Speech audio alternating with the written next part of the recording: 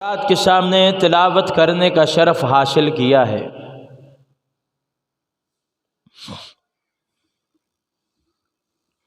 احباب کرام،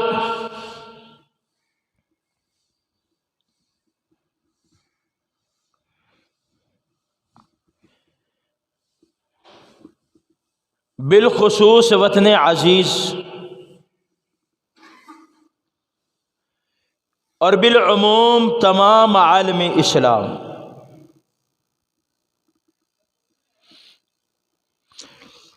ہر طرف سے اس وقت کفر کے نرغے میں ہے۔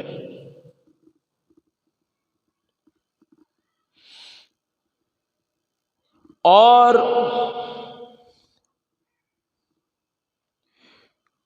کفر عالم اسلام کو کچا چبا جانے کے لیے بے-تاب بیٹھا ہوا ہے۔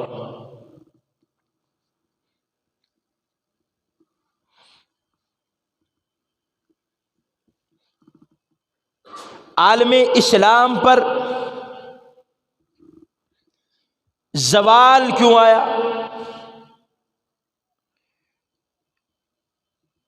عالم اسلام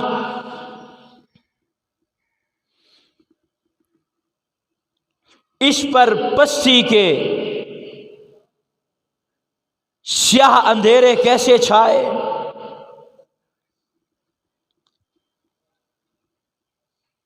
عالم اسلام کس طرح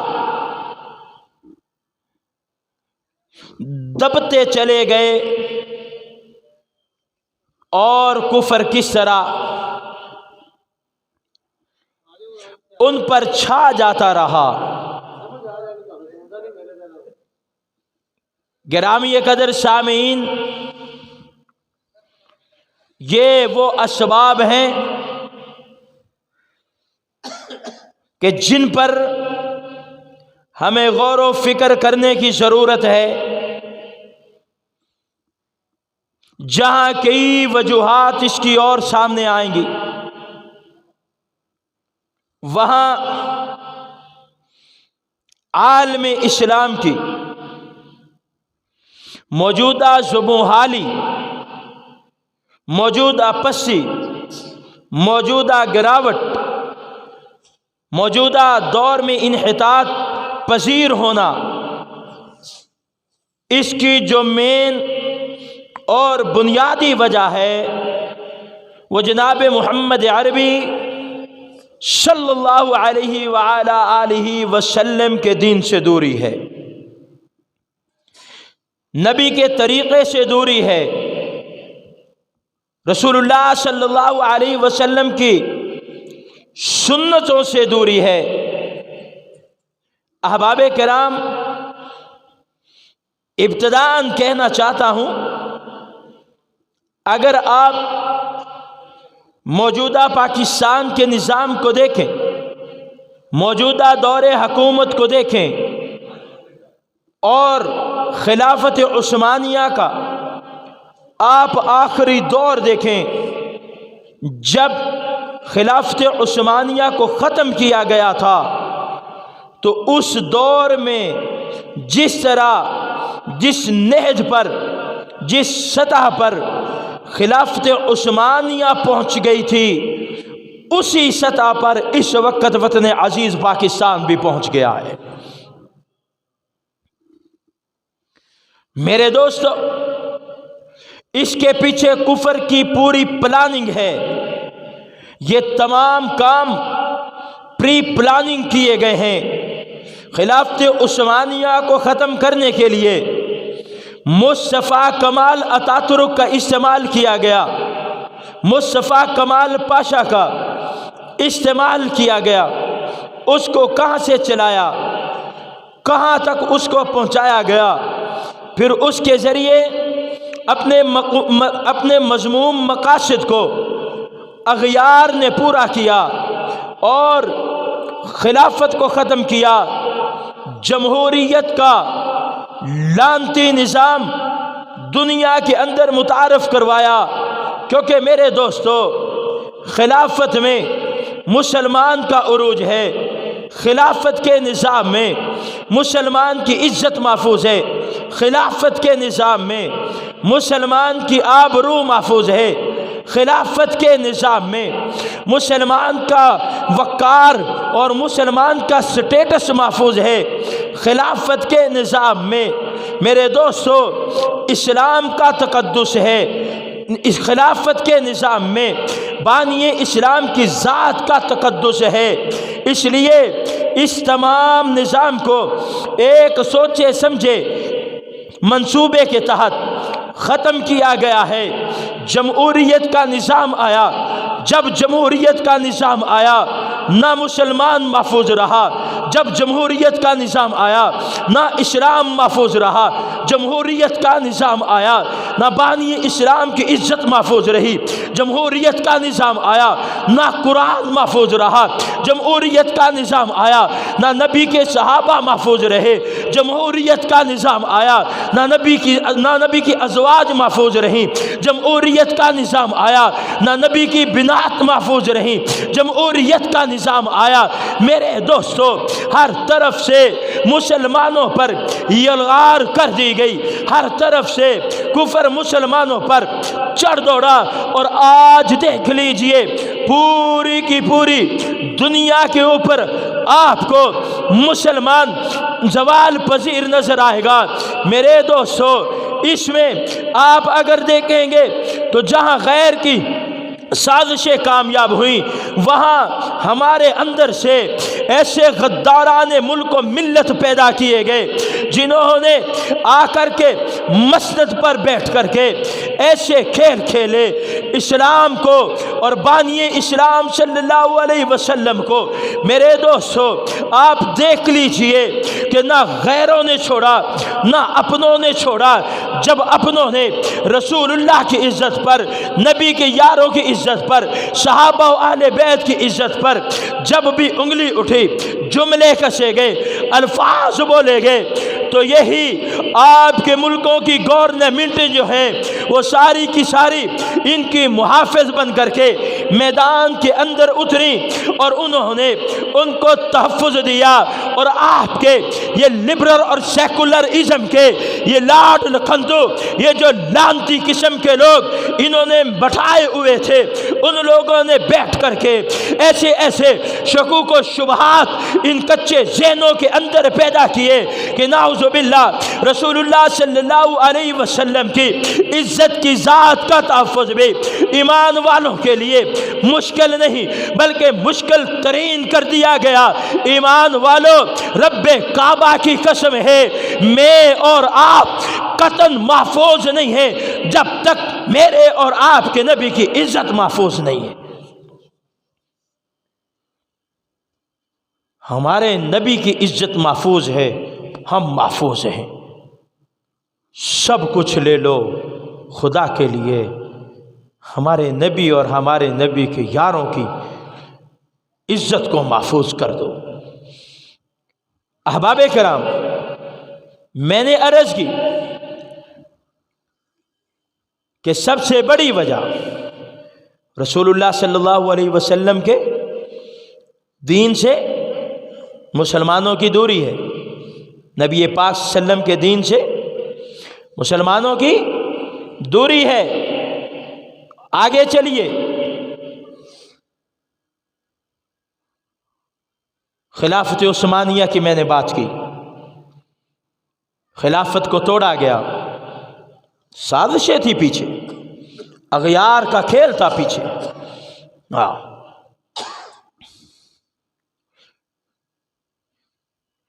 کافروں کو چھوڑو،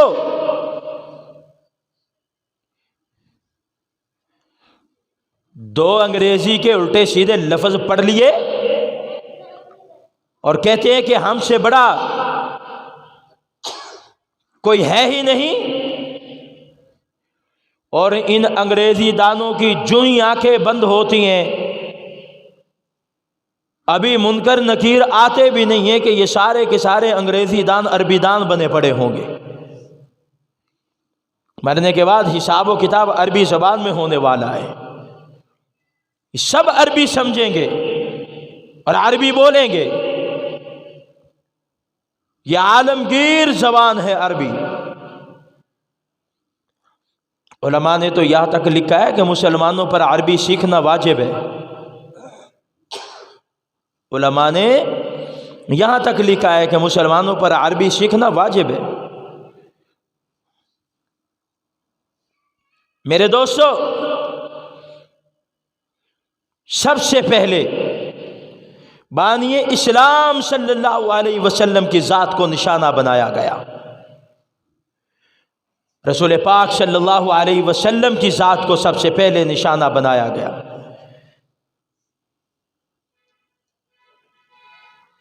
کہنے والوں نے یہاں تک کہہ دیا، جب رسول اللہ صلی اللہ علیہ وسلم کی عزت اور آبرو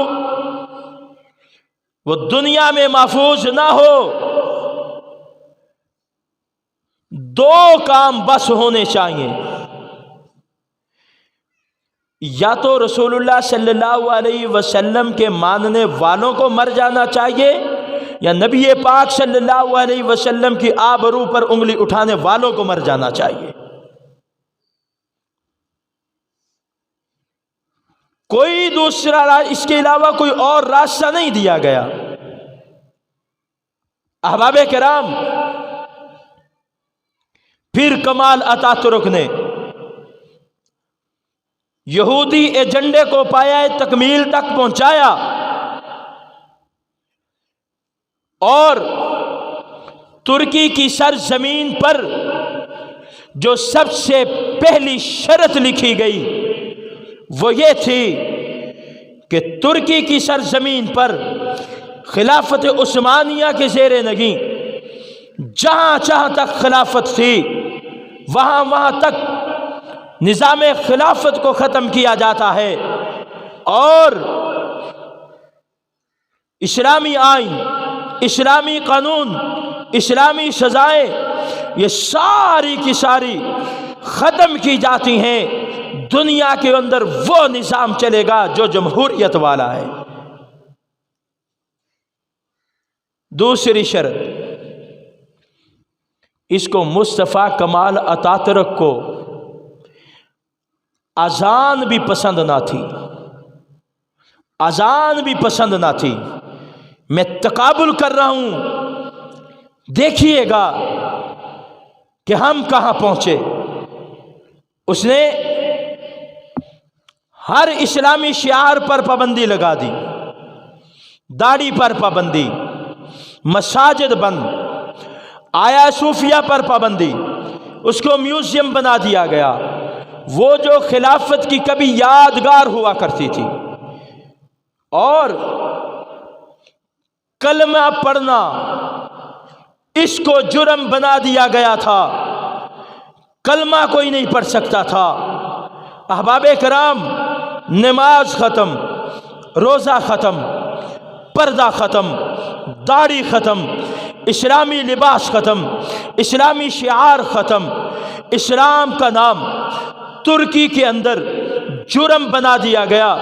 اسلام کا نام سرزمین ترکی پر میرے دوستو جو لیتا قتل کر دیا جاتا، اس کا سر اتار دیا جاتا. قرآن کو ختم کر دیا گیا. قرآن کو ترکی سے نعوذ باللہ من ذالک نکال دیا گیا. اس کے صحائف نکال دیے گئے.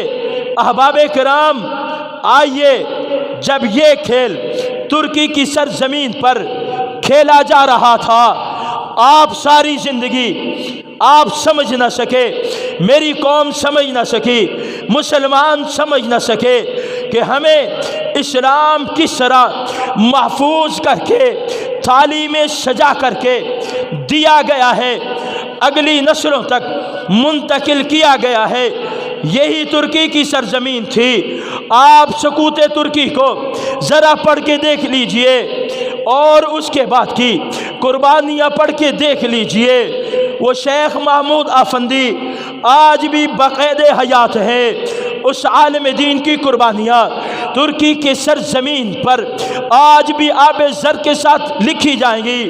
میرے دوستو، پھر یہی رب کی ذات سے ڈرنے والے جن کے سینوں میں محبوب کا علم تھا، یہ وارثان علم نبوت، یہ پھر میدان میں آئے ہیں۔ یہ علماء آپ یوٹیوب پر سرچ کیجئے، آپ کو کہانیاں ملیں گی، آپ کو تاریخ ملے گی، آپ کو آپ کے یہ لوگ بتلائیں گے کہ انہی علماء نے ایک اسٹیشن سے لے کر کے دوسرے اسٹیشن تک ایک گاڑی ریل گاڑی کا ڈبہ بک کروایا جاتا تھا۔ علماء اور مخیر حضرات پیسے دیا کرتے تھے، تعاون کیا کرتے تھے، اور اس ڈبے کے اندر دین کی کلاس لگا کرتی تھی۔ احباب کرام، بار سینٹروں کے اندر ایک ایک کمرہ بک کروا کے ایک ایک عالم دین اپنی جان چوکھم میں ڈال کر کے لوگوں کو قرآن پڑھا رہا تھا، پیغمبر کا فرمان پڑھا رہا تھا۔ احباب کرام، درختوں کو آباد کیا، چوکوں چراہوں کو آباد کیا، اپنی جانوں پر کھیلے، اور کتنے کتنے دن تک ان علماء کو کھانے کے لیے نہیں ملتا تھا، پینے کے لیے نہیں ملتا تھا، لیکن ان لوگوں نے یوں میرے محبوب کے دین کو محفوظ رکھا، قرآن کو محفوظ رکھا، نبی کے فرمان کو محفوظ رکھا۔ احباب کرام، اس وقت بھی ترکی کی سرزمین پر جو سب سے پہلا کام شروع ہوا تھا، جب ترکی پر زوال آیا، خلافت عثمانیہ پر زوال آیا، تو اس کا آغاز بھی مسجد و مدرسے کے خلاف چلنے والی یلغار سے ہوا تھا۔ اس کی ابتدا بھی علماء کے خلاف اٹھنے والی آوازوں سے ہوا تھا۔ علماء کو گالیاں دی جاتی تھی، حفاظ کو گالیاں دی جاتی تھی، علماء کا جذبات کو مجروح کیا جاتا تھا۔ علماء قسم پرسی کی حالت میں اس وقت زندگی گزارنے پہ مجبور ہو گئے تھے۔ امام مالک رحمت اللہ تعالی علیہ آپ فرمایا کرتے تھے، او لوگو، اگر تم چاہتے ہو گلی میں برکت آ جائے، محلے میں برکت آ جائے، تو اپنے امام کو خوشحال رکھنا۔ جس گلی محلے کی مسجد کا امام مفلوق الحال ہوگا، اس گلی اس محلے کے اندر کبھی برکت نہیں آئے گی۔ برکت آئے گی اگر امام خوشحال ہوگا، برکت آئے گی اگر آپ کا عالم دین خوشحال ہوگا۔ احباب کرام، یوں نظام چلا، بار سینٹروں کے اندر قرآن پڑھایا گیا، ریل گاڑیوں کے اندر قرآن پڑھایا گیا، چلتی بسوں کے اندر قرآن پڑھایا گیا۔ علماء نے دکانیں سجائیں اور باہر سودے رکھ لیے، چینی رکھ لی، بسکٹ رکھ لیے، چھوٹا چھوٹا ٹافیاں اور کریانے کا سامان رکھ لیا۔ اندر علماء نے کلاسیں لگائی ہیں، قرآن پڑھایا ہے، پیغمبر کا فرمان پڑھایا ہے۔ یوں اگلی نسل تک ان لوگوں نے دین کو محفوظ کر کے پہنچایا ہے۔ احباب کرام، یہ بنیادی وجوہات ہیں جس سے مسلمان زوال پذیر ہوا ہے۔ کشمیر کی سرزمین پر چلیے، اگر آپ کشمیر کے حالات کو دیکھو گے تو کشمیر کے حالات بھی آپ کو یکسر یوں ہی نظر آئیں گے۔ میرے دوستو، پوری دنیا میں آپ اسلامی تاریخ کو اٹھائیے، پوری کی پوری اسلامی تاریخ میں میرے محترم سامعین، آپ کو پوری اسلامی تاریخ میں نظر آئے گا کہ سب سے پہلے مسلمان کو مسجد سے دور کیا گیا، مسلمان کو مدرسے سے دور کیا گیا، مسلمان کو علماء سے دور کیا گیا، مسلمان کو حفاظ سے دور کیا گیا۔ پھر اس کے بعد کفر نے اپنا کھیل کھیلا ہے، پھر کفر نے اپنے پتے پھینکے ہیں، پھر کفر نے اپنی تاش کھیلی ہے۔ میرے دوستوں اور بزرگوں، کشمیر کی سرزمین پر پھر یوں ہی انجام کا سامنا کرنا پڑا۔ علماء کو تہ تیغ کیا گیا، علماء کو مساجد سے نکالا گیا۔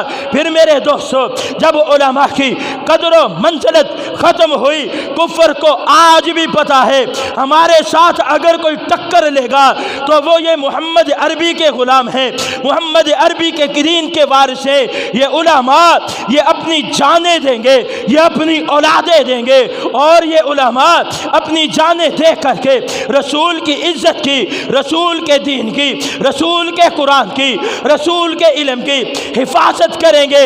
رب کعبہ کی قسم ہے، آج نہیں 100 سال پہلے سے، 100 سال کی بات نہیں کرتا، 500 سال پہلے سے علماء کی کردار کشی کا جو میرے دوستوں کفر نے ایک نظام بنایا وہ چلتا آ رہا ہے، یہ کفر بکتا رہے گا۔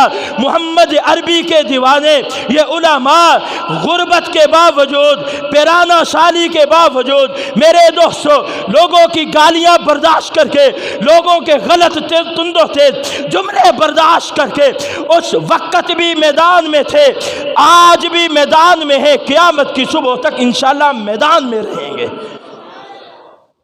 میں یہ نقشہ کھینچ رہا ہوں کہ ہمیں کس طرف چلایا جا رہا ہے، میرے درد دل کو سمجھیے گا۔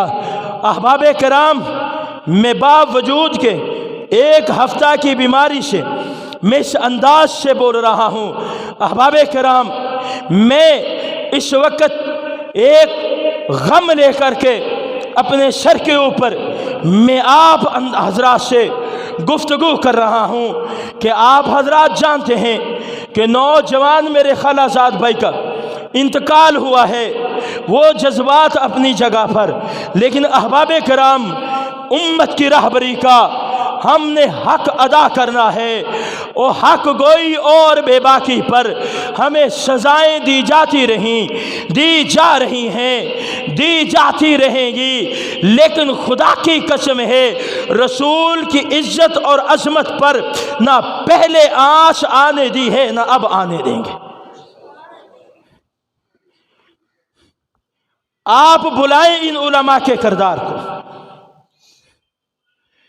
آپ کو نہیں پتا کہ آپ کو آزادی کا سبق سب سے پہلے انہی مولویوں نے پڑھایا ہے۔ آزاد ملک کا تصور آپ کو علماء نے دیا ہے۔ 1857 کی جنگ آزادی کیا آپ کو یاد نہیں ہے؟ کیا اس میں علماء نہیں تھے؟ وہ ساری کی ساری جنگ علماء نے لڑی ہے، اور وہاں سارے کے سارے علماء ایک پرچم کے نیچے تھے۔ وہاں دیوبندی، بریلوی اور اہل حدیث کا کہیں فرق نہیں نظر آیا۔ 2-4 صورتیں سیکھ کر کے ہم نے بھی جن کو مدرسوں کا وارث بنا دیا، انہوں نے بھی اپنے 2-4 نظریات کو صرف دین سمجھ لیا۔ کہاں ہے جو امت کا حق ادا کر رہا ہے، جو امت کی رہبری اور رہنمائی کا حق ادا کر رہا ہے؟ کون بتائے آپ کو کہ حالات حاضرہ اس وقت کیا تھے، کہاں سے ہم چلے ہیں؟ اقبال نے کہا ہے آج تجھ کو بتاؤں میں تقدیر امم کیا ہے، شمشیر و سنان اول طاؤس و رباب آخر۔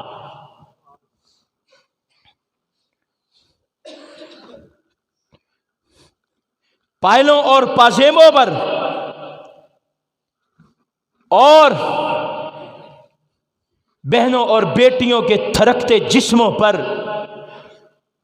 جس وقت مسلمانوں کے نوٹ اڑنے شروع ہو جائیں تو اس وقت یہ ذہن میں رکھ لیجئے گا کہ یہاں کنجروں کا کردار تو ادا کیا جائے گا، کوئی محمد بن قاسم کا کردار ادا نہیں کرے گا۔ ہاں احباب کرام، محمد بن قاسم بننا کوئی اتنا آسان نہیں ہے، صلاح الدین ایوبی بننا کوئی اتنا آسان نہیں ہے۔ جس نسل کو، جس قوم کو ابھی تک یہی نہیں پتا کہ کلمہ طیبہ پڑھنے کے بعد ہماری ذمہ داریاں کیا ہے، وہ قوم کہاں جا کے اپنا کردار ادا کرے گی؟ میرے دوستو، میں عرض کر رہا ہوں کشمیر کی سرزمین پر آئے. کیا ہو رہا ہے کشمیر کی سرزمین پر؟ یا کل پاکستان والے بھی نکلیں گے، پورے پاکستان میں احتجاجی جلوس ہوں گے، یہ ہوگا فلاں ہوگا، سب کچھ کیا جائے گا. یہ وہ کھیل ہے. یہ قوم بہت بولی ہے، یہ قوم بہت بولی ہے.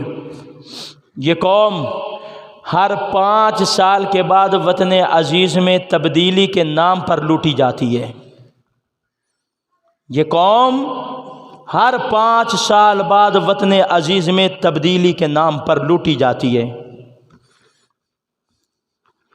بیوروکریٹس کھائیں ملک کو، آپ کے جنرل اور کرنل کھائیں ملک کو، آپ کے وزراء، آپ کے مشیر، آپ کے حکمران کھائیں ملک کو.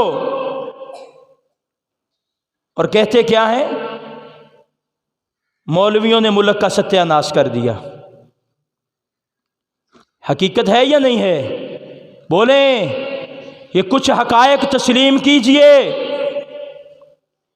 ملک کا ستیہ ناش کس نے کیا؟ مولویوں نے، علماء نے ملک کا ستیہ ناش کر دیا. جب سے وطن عزیز آزاد ہوا ہے، مجھے بتائیں کہ علماء کتنی مرتبہ برسر اقتدار آئے ہیں؟ کب علماء وزیر اعظم بنے ہیں؟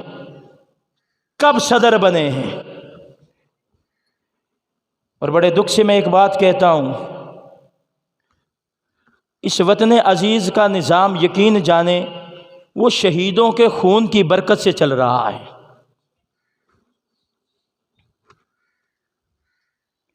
اس ملک کو لوٹنے میں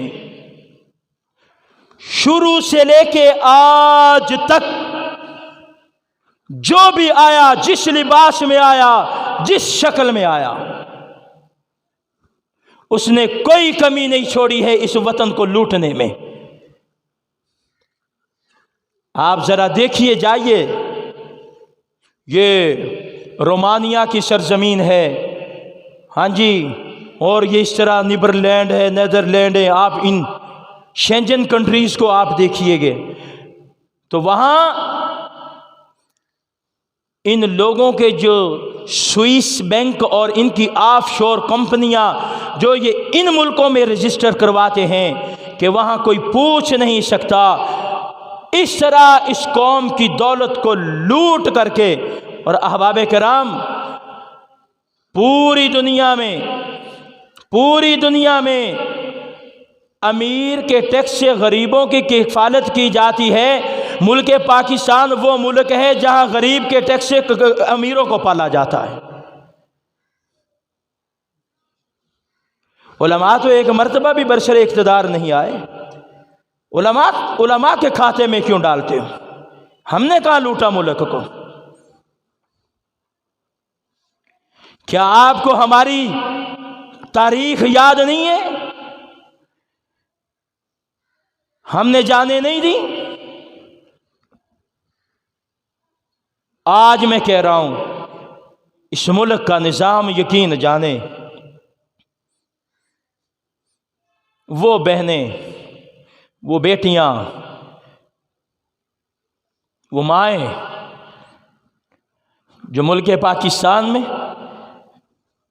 نہ پہنچ سکیں، اپنی عزتوں کو بچاتے ہوئے، جنہوں نے دریاؤں میں چھلانگیں لگائیں، نہروں میں چھلانگیں لگائی. میری قوم یہ سمجھنے کے لیے تیار نہیں ہے کہ آپ کی ان عزت مآب اور عفت مآب بیٹیوں کے دوپٹوں کے تقدس کو داغدار کیا جا رہا ہے. آپ کے شہداء کے خون کے ساتھ غداری کی جا رہی ہے. بہت بھولے ہو میری قوم کے لوگوں، تم بہت بھولے ہو.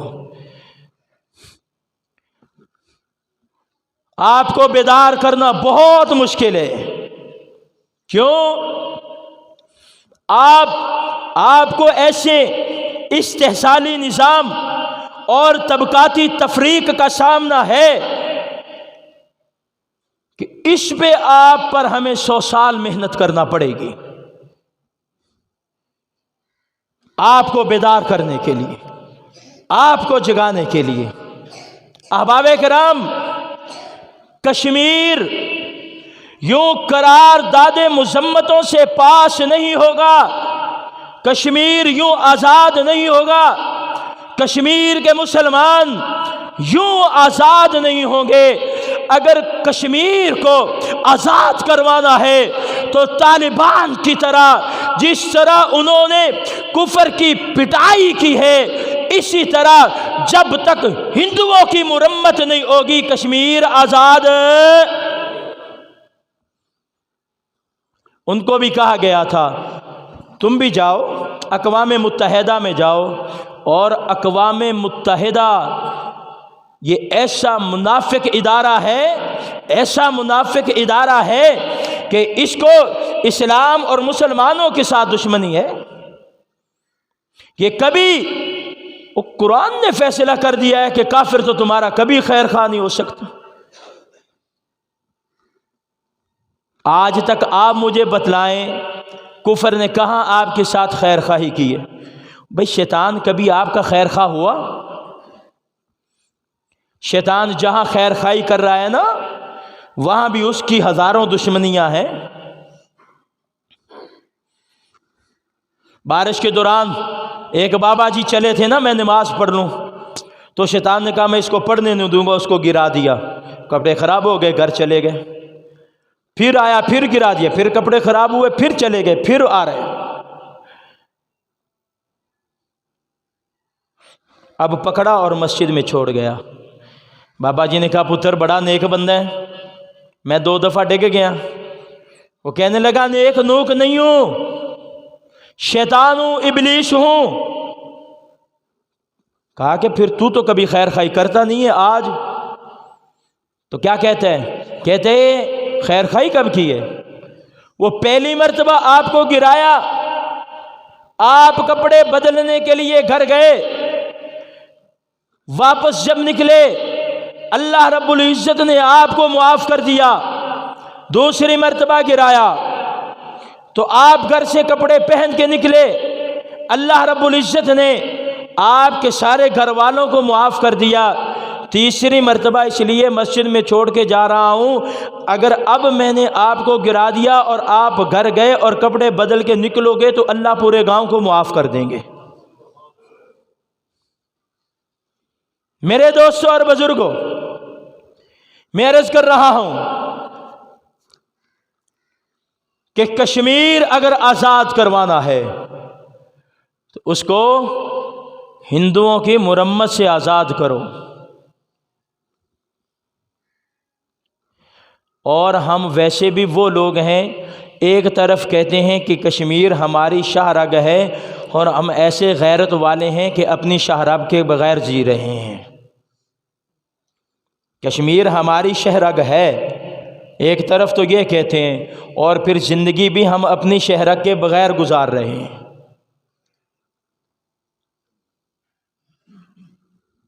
اللہ اکبر۔ میرے محترم سامعین، ہر طرف مسلمان پس رہا ہے، مسلمان کو ہر طرف سے پریشانی کا سامنا ہے۔ میرے دوستو، اگر اٹھنا چاہتے ہیں تو اس کے لیے صرف ایک ہی راستہ ہے، اور وہ راستہ یہ ہے کہ محمد عربی صلی اللہ علیہ وسلم کا پلہ تھام لو۔ میں آخر میں جملے دے رہا ہوں احباب کرام، جوان بیٹھے ہو، بزرگ بیٹھے ہو،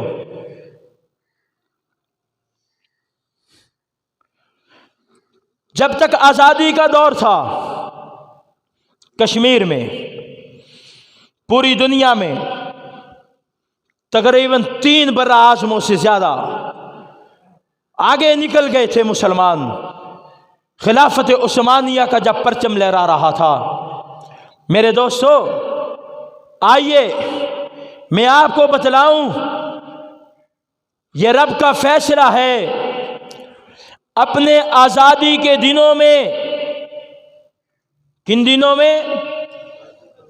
اپنی آزادی کے دنوں میں، جب تک آپ اپنی آزادی کے دنوں میں ان دنوں کی آپ قدر نہیں کرو گے، جب آپ کو یہ آزادی ہو کہ آپ سجدہ کر سکتے ہیں، آپ کو آزادی ہو آپ 5 وقت نماز پڑھ سکتے ہیں، آپ کو آزادی ہو آپ 5 وقت اذان دے سکتے ہیں، آپ کو آزادی ہو کہ آپ کی بہن اور بیٹی برقع ڈال کے، نقاب ڈال کے، باپردہ ہو کے بازار کے اندر جا سکتی ہے، جب آپ کو آزادی ہو آپ قرآن پڑھ سکتے ہیں، جب آپ کو آزادی ہو کہ آپ اسلامی شعار پر پابندی کر سکتے ہیں، آپ حج ادا کر سکتے ہیں، آپ زکوٰۃ ادا کر سکتے ہیں، آپ اپنا عشر ادا کر سکتے ہیں۔ احباب کرام، آزادی کے ان دنوں میں اگر آپ نے اس کی قدر نہ کی، آزادی کے ان دنوں میں اگر آپ نے نماز نہ پڑھی، آپ پڑھ سکتے تھے، آپ نے قرآن نہ پڑھا، آپ قرآن کی تلاوت کر سکتے تھے، آپ نے تہجد نہ پڑھی، آپ تہجد پڑھ سکتے تھے، آپ نے زکوٰۃ ادا نہ کی، زکوٰۃ ادا کر سکتے تھے، آپ کی بہنیں اور بیٹیاں پردہ کر سکتی تھیں، انہوں نے پردہ نہ کیا۔ آج جس کے پاس چند دولت کے ٹکے آ جاتے ہیں، اس کی بہنیں اور بیٹیاں سب سے پہلے اپنی حیا کو اتاریں گی، اپنی ردا کو اتاریں گی، اپنے پردے کو اتاریں گی، اپنی حیا کو پس پشت ڈالیں گی۔ احباب کرام، آزادی کے ان دنوں میں اگر آپ نے اسلامی شعار کی قدر نہ کی، میرے رب کا فیصلہ ہے میں تم پر ایسا پھر دور لاؤں گا کہ تم نماز پڑھنا چاہو گے، تمہیں پڑھنے نہ دی جائے گی۔ ترکی کے اندر ایسا ہو چکا، تمہیں اذان دینا چاہو گے نہیں دی جائے گی۔ ایسا ترکی کشمیر کے اندر آج بھی ہو رہا ہے، تم قرآن پڑھنا چاہو گے تمہیں پڑھنے نہیں دیا جائے گا، ایسا ہو چکا ہو رہا ہے۔ احباب کرام، زکوٰۃ دینا چاہو گے تم زکوٰۃ ادا نہیں کر سکو گے کہ تمہاری زکوٰۃ پر پابندی لگا دی جائے گی، تمہارے عشر نکالنے پر پابندی لگا دی جائے گی۔ میرے دوست اور بزرگوں، یہ پہلے جب آپ اپنی آزادی کے دنوں میں اللہ کی اس نعمت کی قدر نہیں کرو گے تو پھر اللہ رب العزت آپ پر ایسا دور لائے گا، اب آپ کرنا چاہتے ہو کر نہیں سکتے۔ احباب کرام، آپ فلسطین کا انحطاط دیکھ لیجئے، فلسطین کا مسلمان بھی سب سے پہلے نماز سے دور ہوا، قرآن سے دور ہوا، نبی کے طریقے سے دور ہوا، اس نے اغیار کا لباس ڈالا، اس نے اغیار کی سنت کو زندہ کیا، نبی کے طریقے کو چھوڑا، نبی کی سنت کو چھوڑا۔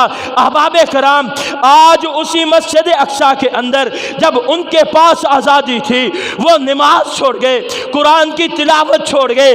آج جب ان پر یہ وبال آ گیا، یہودیت ان پر چڑھ دوڑی ہے، ظلم، بربریت اور صفاقی کے جب بازار گرم کر دیے گئے، اور میرے دوستو، کارپیٹڈ بمباری سے جن کے بچوں کی لاشیں بچھا دی گئیں، جن کے جوانوں کو ذبح کر دیا گیا، جن کی بچیوں کو میرے دوستو کتوں کے آگے ڈال کر کے جن کی عزتوں کو نچوا دیا گیا، آج میرے دوستو وہ نماز پڑھنا چاہتے ہیں، پڑھنے نہیں دی جاتی، قرآن پڑھنا چاہتے ہیں، پڑھنے نہیں دیا جاتا۔ میرے دوستو، دین سے دوری، نبی کے طریقے سے دوری، جب اسلامی شعار کو ان لوگوں نے چھوڑا تھا، احباب کرام، کفر ان پر چڑھ دوڑا ہے۔ آپ کے پاس آج آزادی ہے۔ میرے دوستو، میں آپ کے دلوں پر دستک دے رہا ہوں، میرے اندر کے درد کو سمجھیے گا۔ میرے دوستو، میرے الفاظوں پر نہ رہیے گا۔ میرے دوستو، جوان بیٹھے ہو، بزرگ بیٹھے ہو، میں ہاتھ جوڑ کے عرض کروں گا، میرے دوستو گالیاں دے لو، ہم علماء کو جملے کسنے ہیں کس لیجئے، لیکن ہاتھ جوڑ کے گزارش ہے، آزادی کے ان دنوں میں اپنی آزادی کی قدر کر لیجئے۔ آج آپ جھک سکتے ہیں، جھک جائیے، ایسا وقت نہ آ جائے کہ آپ جھکنا چاہیں، آپ کو جھکنے बोले बने आपको झुकने ना दिया जाए। मेरे दोस्तों, ऐसा वक्त आएगा अगर मैंने और आपने आज़ादी की इस नेमत को पसे पुष्ट डाला, ये कौम आज़ादी मनाती है। कि हम 14 अगस्त को आज़ाद हुए, आप देख लीजिए इस कौम के नौजवान आज़ादी मना रहे होते हैं अपनी गाड़ियों के अंदर इंडिया के गाने चला के। इंडिया के गाने चला रहे हैं और क्या मनाई जा रही है? आज़ादी। क्या मनाई जा रही है? आज़ादी। अब ये तो इस कौम का जहन है। आज़ादी अपने मुल्क की मनाई कि एक आज़ाद मुल्क मिला, और गाने किसके चलाए? हालांकि हम उनसे आज़ाद होके यहाँ आए, हम उनसे आज़ाद हुए। मेरे दोस्तों, अपने बच्चों की इस हवाले से तरबियत कीजिए। ना आप दीन से दूर रहिए, ना अपनी औलाद को दीन से दूर रहने दीजिए। मेरे मोहतरम सामीन, इंशाअल्लाह मैंने अमल की नीयत से ये बात की है, और इंशाअल्लाह मुझे अपने रब की ज़ात पर पूरा भरोसा है कि इस दीवाने की बातें ज़रूर आपके दिल में उतरेंगी, इस मस्ताने की बातें ज़रूर आपके दिलों पे दस्तक देगी। मेरे दोस्तों, कभी अपनी बेटी को लेके बैठ जाओ, अपनी बहन जवान है तो उसको लेके बैठो तो सही, और कभी उसको समझाओ तो सही, और उसको कभी बताओ तो सही। एक बेटी, उसके मोबाइल फ़ोन पर मैसेज आते हैं, अननोन नंबर से कॉल आती है, वो मैसेज वाला उसकी मिन्नतें और समाजतें कर रहा है, उसको कॉलें कर रहा है कि एक बात मुझसे बात कर लो, एक बार बात कर लो, मैं बात नहीं करूँगा। अहबाब कराम, लेकिन वो बेटी, उस बेटी का बाप उससे बड़ी मोहब्बत करता है, बड़ी शफ़क़त रखता है। उस बेटी की माँ जब बाप को शिकायत लगाती है कि तेरी बेटी ने आज यूँ किया, ये सारा दिन सोई रहती है, मेरे साथ काम में हाथ नहीं बटाती, पढ़ने चली जाती है तो बस इसको पढ़ने के साथ गरज है, तो बाप कहता है ओ पलिए लोके, क्यों इसकी शिकायतें मुझे लगाती है? ये मेरी बेटी इफ़्फ़त, ये मेरा मान है, ये अपने अब्बा का गरूर है। अहबाब कराम, तवज्जो रखिएगा, इस बच्ची को मैसेजेस आ रहे हैं, टेक्स्ट हो रहे हैं, कॉल पे कॉल इसको लगाई जा रही है, उसका दिन और रात का चैन खराब किया जा रहा है। आखिर कच्ची उम्र थी, एक दिन दिल ने सोच लिया कि एक बार बात करने से क्या हो जाएगा, और ये एक बार की जो बात है ये कई गुनाहों की तरफ लेके जाएगी। ये एक बार की जो बात है ये कई गुनाहों के दर उसके लिए खोल देगी। अहबाबे कराम, ये चकनी चपड़ी बातों पर लगा करके इज्जतों को लूटने वाले ये नौजवान ये कभी ना भूलें कि अगर तुमने किसी के दरवाजे पे दस्तक दी, रब्बे काबा की कसम है, इमाम शाफी का फैसला है, मेरे रब का फैसला है कि तुम्हारे दरवाजे पे दस्तक दी जाएगी। 14 फरवरी को बेहयाई और बेगैरती के नाम पर अगर तुमने किसी की बहन बेटी को जाकर के फूल दिया तो याद रखना फिर 14 फरवरी को तेरी भी बहन और बेटी को फूल। हाँ, ये वैलेंटाइन डे के नाम पर जो बेगैरतियाँ आपके मुल्क के अंदर होती हैं, फिर ये मत समझना कि मैं दे रहा हूँ तो फिर मेरी बहन और बेटी को कोई फूल, उसको भी ये फूल दिया जाएगा। अल्लाह, मेरी दुआ है कि हर एक की बहन बेटी की इज्जत को अल्लाह महफूज फरमाए। जब बेटी पर्दे में नजरें झुका के चलती है तो उसका बाप और उसका भाई मुआशरे में गर्दन उठा के चलता है, सर ऊंचा करके चला करता है। अहबाबे कराम, उठी رات ابا بھی سو رہا ہے، اماں سو رہی ہے، بھائی سو رہے ہیں، ایک بار کلام کرنے سے کیا ہو جائے گا؟ میں ایک بار بات کر لیتی ہوں اور اس کو منع کرتی ہوں، خبردار آج کے بعد مجھے فون مت کرنا، شرم کرو، حیا کرو، تیرے گھر ماں بہن نہیں ہے، تیرے گھر بیٹیاں نہیں ہیں، اس طرح کے اس کو جملے سناؤں گی۔ احباب کرام، جب یہ جملے سنا دیے، آگے والے بھی بڑے کاریگر ہوتے ہیں، ان کے پاس پھنسانے کے ہزاروں ہتھ کنڈے موجود ہوتے ہیں، اس نے ہاتھ رکھ دیا کہ میں کال کو ریسیو کرتی ہوں، بس ذہن میں عفت بیٹی کے ذہن میں باپ کے وہ جملے آ گئے کہ میری بیٹی میرا مان ہے، میری بیٹی میرا غرور ہے۔ کال کو اسی وقت ڈسکنیکٹ کیا، میرے دوستوں نمبر کو بلیک لسٹ پہ لگایا، اور پھر اس کی آنکھوں سے آنسو روا ہو گئے۔ وہ آنسو تھے اس کی عزت کی حفاظت کے، وہ آنسو تھے اس کے وقار کی حفاظت کے، وہ آنسو تھے کہ میں نے اپنے ابا کا مان نہیں توڑا، وہ آنسو تھے میں نے اپنے ابا کا غرور نہیں توڑا، وہ آنسو تھے کہ میری وجہ سے میرا باپ، میری وجہ سے میرا بھائی معاشرے کے اندر سر اٹھا کے چلے گا کہ میں ان کی عزت مآب، عفت مآب بہن ہوں، میں ان کی عزت مآب، عفت مآب بیٹی ہوں۔ میرے دوستوں اور بزرگوں، یہ میری تقریر یہ ریکارڈ ہو رہی ہے، کچھ نہ سنائیے گا، یہ میری تقریر کے آخری اقتباسات اپنی گھر میں بہنوں کو، بیٹیوں کو، ماں کو ضرور سنائیے گا کہ اور کہہ دیجئے گا اپنی بیٹی کے سر پہ دست شفقت رکھ کے، او میری بیٹی تو میرا مان ہے، میری بیٹی میرا غرور ہے، میری بیٹی تیری عزت، تیری آبرو، تیرا مقام، تیرا سٹیٹس اگر معاشرے کے اندر محفوظ ہے تو یاد رکھ تیرے باپ کا مان اور عزت بھی معاشرے میں محفوظ ہے۔ میرے محترم سامعین، یہ تربیت کا انداز اپنائیے۔ میں پچھلے جمعے بھی عرض کر چکا، اپنے گھروں میں ڈکٹیٹرشپ ختم کیجئے، گھروں میں دوستانہ ماحول کریٹ کیجئے، ماں باپ اپنی اولاد کے ساتھ دوستانہ رویہ رکھیں، محبت اور شفقت بھرا رویہ رکھیں۔